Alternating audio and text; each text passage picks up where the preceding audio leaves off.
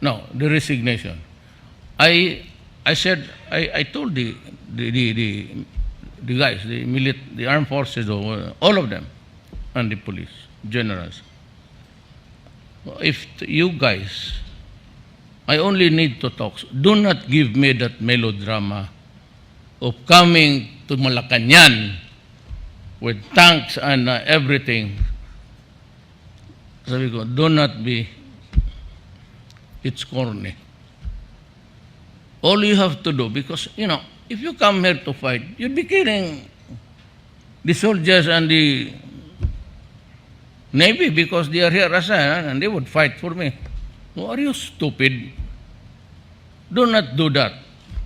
All you have to do is to call me, let's have coffee, and if you say, President, sir, we find you not at par or not in parity with the expectation, and then I say, if you have found the leader, I'm going to step down. The problem is, I cannot suggest to them that you follow the succession, which is really the Constitution. But if they would do it, I said, go ahead. I am hesitant to suggest a constitutional succession. I have nothing against Robredo.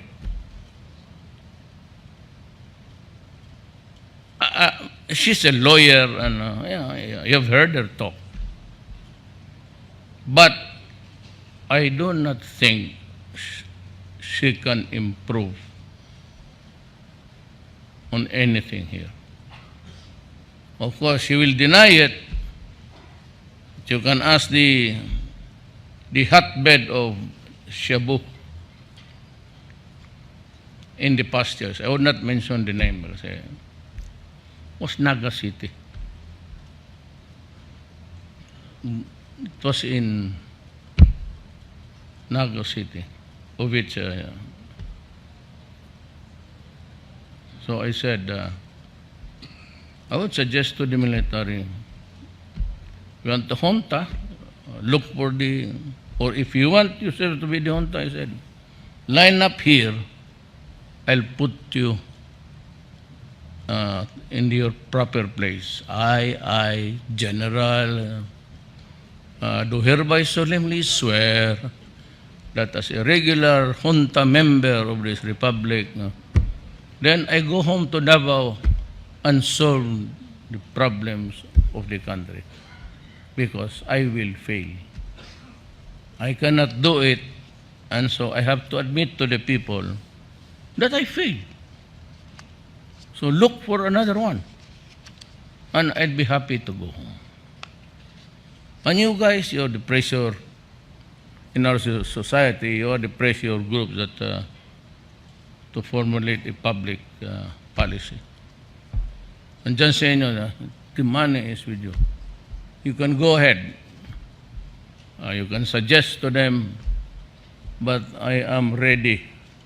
And for those who are dreaming that I will extend my term and be a dictator, you must be the lowest idiot in this country. Even to suggest that I have a plan to.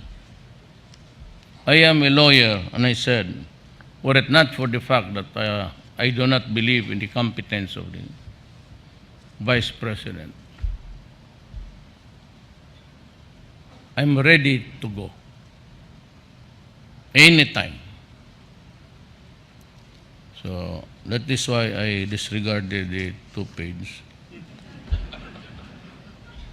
Really, I'm ready to go. Been telling the military and the public, and everybody is listening though, it's being covered live.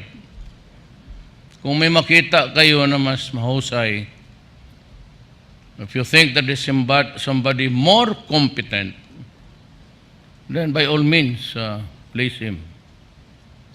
Or a group of persons who you think could bring prosperity to this nation, then do it. Because I said, I'm tired, and I think I cannot fulfill the promise of ending all this problem. Drugs will not end at the end of my term. it might just be, it would worsen, or, because, why is it that during the previous term, there were no billions and billions of drugs? Why? Why was there no arrest? So nobody was killed because nobody challenged the law. Why? Because nobody was interested to enforce the law.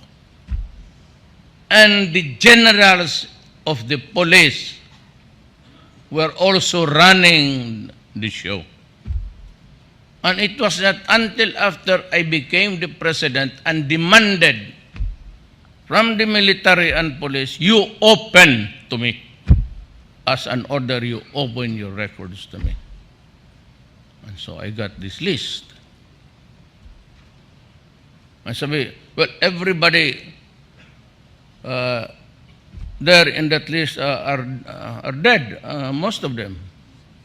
Well, if they were not in the list, they're still alive. But I never gave the list to the public. I just mentioned some who were already killing their own policemen, like the Parahinog and a military agent.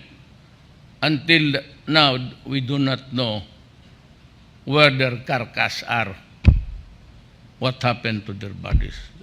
They're missing for us. But the policeman, when they started to excavate one spot, as pointed out by the witness, they found the cause of the uniform. But the others,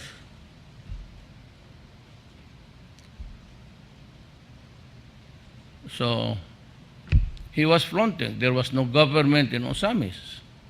People were afraid to talk.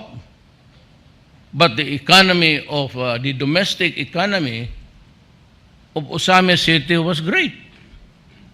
Everybody was building a house.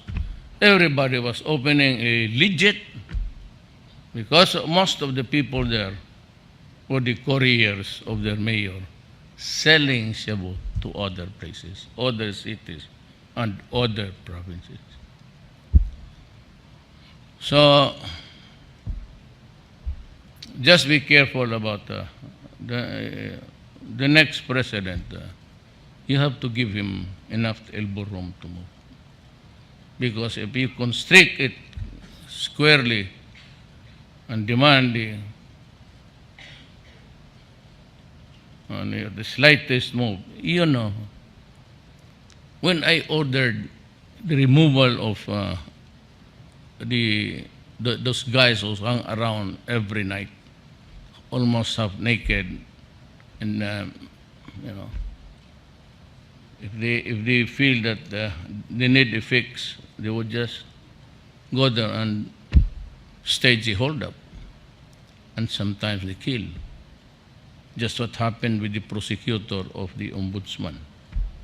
She was pregnant. She was there to just buy at the convenience store. And so unnecessary. But of course, the killer is already dead.